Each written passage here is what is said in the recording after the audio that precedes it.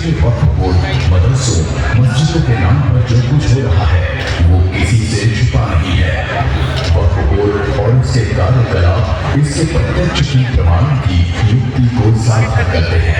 देश भर में वक्फ बोर्ड पर लगभग संपत्ति देश भर में वक्फ की करीब 8.7 लाख से ज्यादा संपत्तियां हैं। यानी वक्फ बोर्ड के अधिकार क्षेत्र में कुल मिलाकर करीब 9.4 लाख एकड़ जमीन है। आजादी के बाद वक्फ अधिनियम पहली बार 1954 में संसद में पारित किया गया। इसके बाद 1955 में एक नया वक्फ अधिनियम पारित किया गया।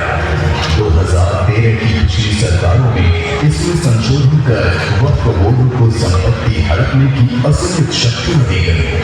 वक्फ अधिनियम के संशोधन में ये भी प्रावधान कर दिया गया कि इसे किसी भी अदालत में चुनौती नहीं दी जा सकती है। सीधे शब्दों में कहें तो वक्फ बोर्ड के पास मुस्लिम दान के नाम पर संपत्तियों पर दावा करने की अपार शक्तियां हैं। 1947 में ये देश धर्म के आधार पर बांटा गया था। इसमें हिंदू के लिए हिंदुस्तान और मुस्लिम के लिए पाकिस्तान। साल 1956 में हिंदू कोड भी बुलाया गया था, लेकिन उस वक्त की मौजूदा सरकारों ने हिंदुओं को कुचलने के लिए और मुस्लिम वोट बैंक को खुश करने के लिए कई ऐसे विपरीत कदम उठाए जिससे संविधान के अनुच्छेद 44 के तहत अनिवार्य समान नागरिक संहिता लागू नहीं की जा सकी। यानी कहा जा सकता है कि आजादी के बाद भी सनातनियों को भारत में कुछ नहीं मिला।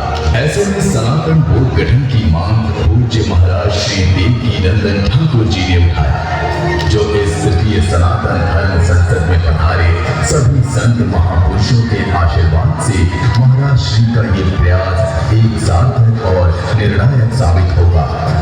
पूज्य महाराज श्री का दृढ़ रूप से मानना है अब देश में सनातन बोर्ड का गठन कृष्ण जन्मभूमि का मुक्तिकरण और तिरुपति बालाजी के प्रसाद में मिलावट करने वालों पर कठोर सजा जरूरी है।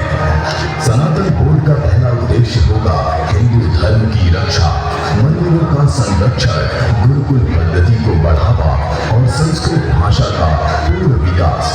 होना तो ये चाहिए कि आजादी के समय ही देश को हिंदू राष्ट्र घोषित कर दिया जाना चाहिए था, लेकिन धर्मनिरपेक्षता के नाम पर छल किया गया। भारतवर्ष में मंदिर देश की राजनीति और अर्थव्यवस्था को भी मजबूत करते हैं। नेशनल सैंपल सर्वे ऑर्गेनाइजेशन के मुताबिक देश में टेम्पल इकोनॉमी करीब 3.2 लाख करोड़ रुपए यानी 40 बिलियन डॉलर है और हमारे करीब 4 लाख मंदिरों पर सरकार का कब्जा है। लेकिन दुर्भाग्य है कि सनातन बोर्ड के गठन के लिए धर्म गुरुओं को संघर्ष करना पड़ रहा है। लेकिन पूज्य महाराज श्री देवकीनंदन जी का ये निरंतर प्रयास सनातन धर्म संसद में पधारे सभी संत महापुरुषों के आशीर्वाद से सार्थक होगा और एक बड़े निर्णय की ओर लेकर जाएगा। सनातन संस्कृति के लिए होना तो और भी बहुत कुछ है, लेकिन आप सभी का ज्यादा समय ना लेते हुए अब बढ़ते हैं तृतीय सनातन धर्म संसद की ओर।